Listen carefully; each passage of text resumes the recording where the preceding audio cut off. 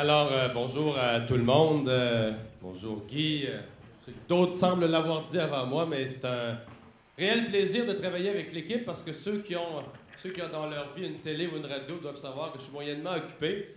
J'adore faire des conférences, mais j'ai pas un temps infini pour toute la logistique qui les précède et les prépare, etc. Donc, on a une équipe fort attentionnée avec Guy qui s'occupe de tout et qui fait arriver les choses. Ça vient de vous être dit, je vous le redis un peu. Contrairement à d'autres, moi, j'ai pas ce qu'on appelle une conférence. À date, j'en ai fait plusieurs, la plupart étant vraiment adaptées aux gens qui me le demandaient. Donc, ils sont dans une industrie, ils sont dans un domaine, ils m'expliquent qu'ils veulent réfléchir avec leur groupe sur, dans notre secteur économique, qu'est-ce qui s'en vient, l'économie du Québec, le contexte politique économique, de quoi la prochaine année pourrait être faite, le prochain 5 ans, c'est quoi les problèmes qui nous guettent, etc., etc., etc. Donc, beaucoup d'enjeux sur lesquels, mes quelques expériences de vie peuvent m'amener à vous parler. Mais ce que j'ai retenu aujourd'hui, c'était parce que, il fallait choisir un segment. Et c'est un segment assez général qui peut s'appliquer à beaucoup de choses sur la valeur le mot anglais est vraiment le meilleur, du branding, de l'image de marque dans l'univers d'aujourd'hui. Ça fait des années que je réfléchis, que je surveille ça, parce qu'en commençant dans le milieu politique, c'est fondamental. Là. Il n'y a pas beaucoup de domaines où l'image de marque est aussi mesurée par des sondages, par des analyses fines de l'opinion publique, puis toutes les dimensions de ce que l'opinion publique pense ou ne pense pas d'un parti, ou ne pense plus ou change d'idée. Mais plus fondamental encore, dans le cas de celui qui en a été le chef, tu es toi-même un brand. Je veux dire, moi, j'ai participé plus qu'une fois à des discussions avec des génies de la communication, des fois qui étaient des génies, des fois qui nous plantaient, mais ça, c'est une autre histoire que je ne vous raconterai pas. Mais le brand, c'est toi-même. Donc, tu participes à une discussion où tu parles de toi à troisième personne, mais pas parce que tu as un problème de personnalité ou de détachement, parce que c'est vraiment le cas qu'il faut parler non pas du vrai individu, mais de la perception que les gens ont, qui change, qui évolue, que les gens pensent que tu es bon dans telle affaire, que tu ne l'es pas dans telle autre. Et quand je vous dis que ça s'applique à tous les domaines, là, je viens de parler de la politique, mais en affaires, on dirait en commerce, c'est le fondamental, c'est la base de tout. Un groupe social, on le parle, un groupe social qui collecte des fonds. Téléphone sonne, tu dis le nom de ton organisation. Dans les 5 secondes qui suivent, là, la personne n'écoute plus le début de ta phrase. Elle est en train de réagir au nom. Oxfam. N'importe quel, je pourrais nommer. Les 5 secondes qui suivent, la personne n'écoute plus vraiment. On vous appelle la... n'écoute plus. La personne pense, Oxfam, c'est bon, j'ai vu la publicité aide des pauvres. Les gens ils reçoivent l'impact du brand, du nom, de la marque de commerce, et ils sont en réaction à ça. Et imaginez-vous comment le citoyen / consommateur aujourd'hui est soumis à un ouragan de contenu, de brand, de messages dans toute sa vie. Là. Dans sa maison, d'abord, il y en a sur tous les appareils. Et tout ça dans un univers où, vraiment, tout est global. Tu as quelque chose qui peut avoir un brand auquel, au fil des années, tu t'es habitué, que ça, c'est bien local. Ça, c'est bien québécois, c'est bien de chez nous. Finalement, ça a été vendu à des Chinois, mais tu ne l'as pas vraiment su. Tu es resté avec l'image. Et quand je vous dis le monde global, là, en pleine saison des fraises au Québec, vous allez peut-être retrouver des fraises du Chili à votre épicerie. Les salons funéraires sont achetés par les Américains. C'est une affaire qu'on aurait imaginée il y a 50 ans. On aurait dit, c'est-tu local, ça? La funéraille, bien maintenant, c'est acheté par des Américains. Puis là, le gouvernement s'apprête à passer une loi pour pas que les Chinois achètent nos terres agricoles.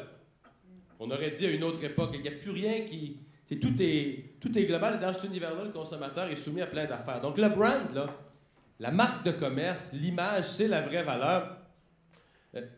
Dans les transactions de nos jours, et de plus en plus, une transaction se fait, tu achètes quoi? Bon, une compagnie achète une autre, achète des bâtiments, ça a une valeur X, achète une expertise, ils savent construire, ils savent faire ceci, il y a une expertise.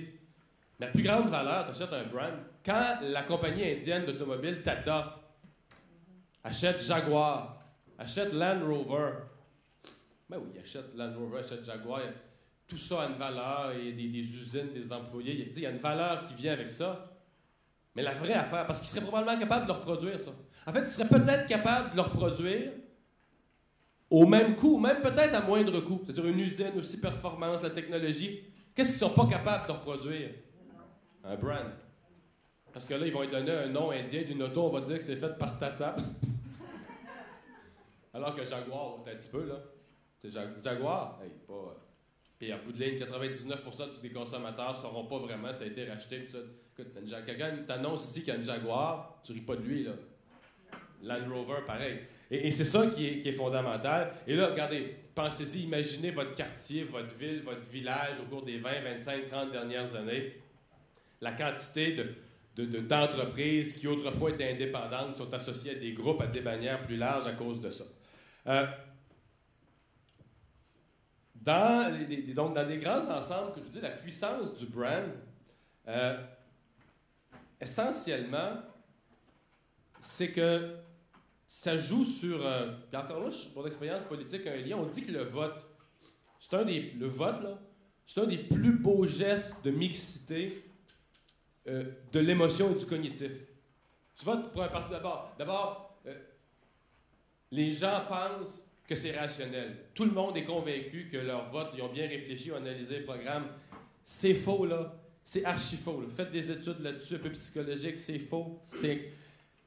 La grosse partie du vote, c'est émotif. T'aimes un candidat, t'aimes une affaire, t'aimes une option, t'es nationaliste, tu rêverais de voir le Québec souverain, peu importe, ça conditionne ton vote. Et pour beaucoup, tu le rationalises après. Parce que tu peux pas dire ça à ton voisin. Moi, c'est feeling. Tu comprends? Faut que tu le rationalises. Avec là, tu écoutes ce qu'il dit, tu te l'expliques à toi-même, mais... Puis c'est pas entièrement émotif non plus. Il y a une part de rationnel. À un moment donné, si ça tient pas debout, ton rationnel va te dire « Hey, va pas... T'as eu un coup de cœur, mais là, ça tient pas debout, tu vas mettre le pays en faillite. » Donc, c'est un mélange. Et toute la consommation, toute la réaction au brand est de cet univers-là.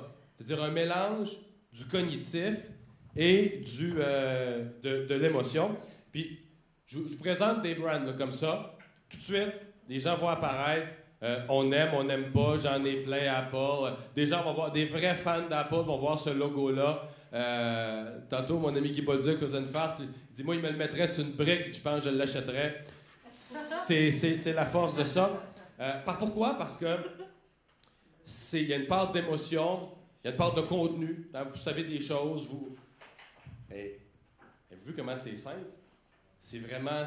C'est rien. C'est un nom, un logo, parfois un slogan, c'est ceux qui réussissent à le ramasser très court, mais un nom, un logo, une image. Puis avec ça, là, sur des millions de populations, tout le monde pense à des affaires. Si vous avez vécu, si hier vous en avez un qui s'est brisé, ou la semaine passée, là, vous vivez des émotions décuplées. Là. Ou si ça vous ramasse, non, mais c'est vrai, mais si vous ramassez de l'argent depuis les 8 dernières payes pour l'acheter, vous l'avez acheté hier, là aussi, vous vivez des émotions positives qui sont décuplées. C'est tellement fort que si je vous présente ça, tout de suite, tout le monde a des images, tout le monde a des rêves. Puis si, en milieu d'une phrase, je le change, vous m'écoutez déjà plus tout à fait, vous pensez au prochain. C'est à ce point-là. Ça, bel exemple, le consommateur, je vous disais, il est enterré d'informations. Il ne fait pas vraiment d'analyse. Le consommateur s'attaque à un nouveau sport. Il se lance demain matin dans un nouveau sport. Il n'a jamais pratiqué parce qu'il y a des amis qui sont là-dedans, puis il s'inscrit dans une ligue, puis il dit « je vais essayer ça ». Il va s'acheter du matériel sportif. Il y a un petit pourcentage de maniaques qui vont vraiment aller voir sur Internet et faire une recherche poussée pour dire « dans ce sport-là, quelles sont les marques là, vraiment qui offrent la qualité ». Une grosse partie vont aller au magasin, vont aller dans le département du basket, du soccer, n'importe quel sport. Ils vont voir ce logo-là, ils vont dire « c'est correct, c'est sûr, c'est pas de la scrap ». Non, mais... c'est tout simple. Pensez. Et on se demandait, l'argent qu'il donne à Tiger Woods pour qu'il mette ça sur sa casquette, ça vaut tout ça? Ben, ça vaut tout ça. Aujourd'hui, là, je vous mets un mini dessin blanc, une espèce de barre tordue, un croissant blanc sur un fond noir, puis tout le monde voit Nike. C'est la force. C'est la force de ça. Je vous en passe d'autres en rafale. Et je finis par un, quand je vous disais à quel point ça peut être chargé d'émotions, je finis par un au Québec qui a toujours son effet, parce que dans certains cas aussi, c'est des années d'histoire, des expériences personnelles. Je ne veux pas déborder de mon temps. Quelques affaires, parce que bon, à un moment donné, des gens peuvent être dans l'exercice de bâtir de bâtir une marque de commerce. Et quand je dis ça, évidemment, les exemples que j'ai pris, je voulais que vous les reconnaissiez, sont extrêmes. C'est à peu près toutes des multinationales, des entreprises dont le logo va être reconnu autant au Japon, en Inde, en Russie puis en Amérique du Nord. Mais c'est aussi vrai vous œuvrez sur la scène montréalaise, ou même vous êtes à Saint-Jérôme, vous œuvrez sur la scène de Saint-Jérôme. C'est aussi vrai. Vous avez une réputation, vous avez une existence. Elle n'est peut-être pas résumée en un seul logo, mais ce que je dis là est vrai de toute organisation à l'échelle du marché qui espère conquérir. La première étape, évidemment, il faut lire les esprits. Il ne faut pas partir de ce qu'on pense, il faut partir de ce que le monde pense. Moi, dans mon domaine où je veux agir, qu'est-ce que les gens attendent, qu'est-ce que les gens espèrent. Deuxième chose, tu ne pourras jamais bâtir ton brand si tu ne connais pas ta raison d'être. Et moi, ma raison d'être, j'ai toujours eu pour idée que il n'y a pas de place dans l'humanité pour des MeToo. Qu'est-ce que c'est qu'un MeToo, là? C'est le mot anglais. C'est un mot que j'ai appris dans le secteur pharmaceutique. Un MeToo, c'est comme tu copies un médicament puis tu changes une petite bébelle pour t'en faire un à toi aussi. Là, pour t'en faire ta propre molécule, mais qui est pas... Ça veut dire moi aussi. Découvrir sa raison d'être, c'est dire moi, j'ouvre un nouveau bureau de ma profession dans ma ville où je lance sur le plein marché québécois une nouvelle sorte de jus où j'offre j'offre un nouveau divertissement à la grandeur du Canada. Qu'est-ce que moi j'apporte de plus, de différent, qui n'existe pas déjà?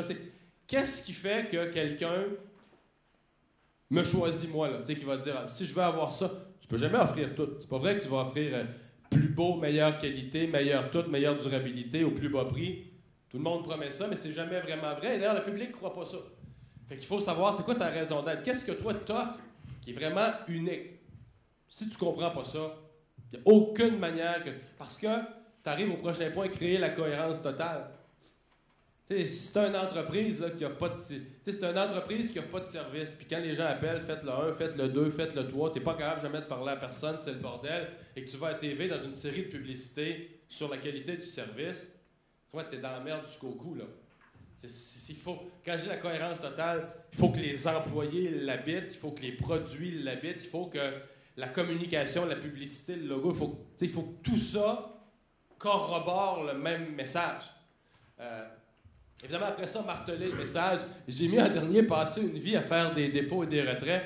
Et ça, c'est comme les points épouses. Là. C'est-à-dire que les dépôts se font au compte-gouttes, puis les retraits se font au camion à benne. Mais c'est pareil, je reviens avec mes gens à qui je parlais, qui sont dans une franchise, évidemment. C'est des années de petites publicités, de petits messages qui font que les gens, tranquillement, bâtissent une confiance. Que telle bannière de restaurant, c'est bon. Mais en une fois, ils vont y aller. Que la serveuse est bête, c'est peut-être sa deuxième journée. Là, tu dis dans l'ensemble de la franchise, cette serveuse-là n'a pas rapport. Là. Elle est dans une, tu vois. Elle est chez un franchisé, puis c'est sa deuxième journée. Fait que dans l'histoire de tous ces restaurants-là, elle n'existe pas. Tu sais, elle est une goutte dans l'océan. Mais si elle est bête comme ses pieds, elle te serre, c'est froid, elle l'a oublié sur le comptoir, tout ça, c'est toute la bannière, là. Tu vas retourner dans la même franchise, tu vas être en voyage, tu ne seras pas à Montréal, tu vas être rendu à Gatineau, tu vas te dire « Ah, tel restaurant », les enfants vont crier dans le char « Ah, là, c'est pas bien bon, ça! » Donc, c'est ce que je veux dire quand je dis tu fais des dépôts dans une vie à faire des dépôts et des retraits, à investir dans ta marque de commerce en te souvenant toujours que tu fais tes dépôts au compte-gouttes et que tu fais tes retraits d'une façon beaucoup plus violente. Oui, ça, cette diapositive-là s'adresse aux gens, parce qu'on entend ça assez régulièrement, qui disent « Moi, mon image est faite. Mon nom est connu. Moi, je suis correct. Mon nom est connu. Mon nom est solide. » McDonald's investit plus de 2 milliards par année en publicité. Une partie vraiment importante, juste pour l'Amérique du Nord, une partie importante, c'est juste mettre des M. N'importe où, sur des bandes de patinoires. Rien. Pas le mac poulet, pas les frites, même pas écrit que c'est bon. Même pas écrit que c'est un restaurant. Juste mettre le M. Puis là, tu te dis, hey, pourquoi ils font ça? Ta première vue. Hey, il reste-tu encore quelqu'un? Tu sais, dans l'auto, les enfants de 2 ans passent devant le M, ils viennent les pattes de même dans le siège d'auto. Non, mais il reste-tu encore des gens à convaincre? Oui, non, mais tout le temps, il faut le marteler. Et la meilleure que j'adore dans les stratégies de publicité de McDonald's annonce toujours massivement, dans toutes ces campagnes qui font de nouvelles campagnes, annonce toujours massivement le Big Mac. Tu te dis, ben voyons, c'est ton nouveau produit, est-ce que tu sors de la pizza, si tu essayes quelque chose, tu fais une tentative, mais non. Tu veux vendre des... Puis s'ils le font, c'est parce qu'ils savent qu'il faut le faire. Alors, si McDonald's annonce encore dans toutes ses campagnes massivement le Big Mac, je pense qu'on peut présumer qu'une grosse partie des gens qui ont une image de marque à faire valoir peuvent penser qu'il faut qu'ils continuent à en faire la promotion, à la pousser, à investir, et que c'est jamais complètement gagné. Merci de votre extraordinaire attention. C'était un échantillon bien pointu d'un aspect de la communication qui me passionne. Et, il est tellement bon, je disais à Guy Bourgeois tout à l'heure, il est tellement bon, il a tellement un sens profond de la communication. Et vous, comment il a organisé ça aujourd'hui? Pareil comme un feu d'artifice, là, il s'est gardé en dernier pour la finale. Ah, c'est elle qui a organisé ça, c'est pas toi. Merci beaucoup.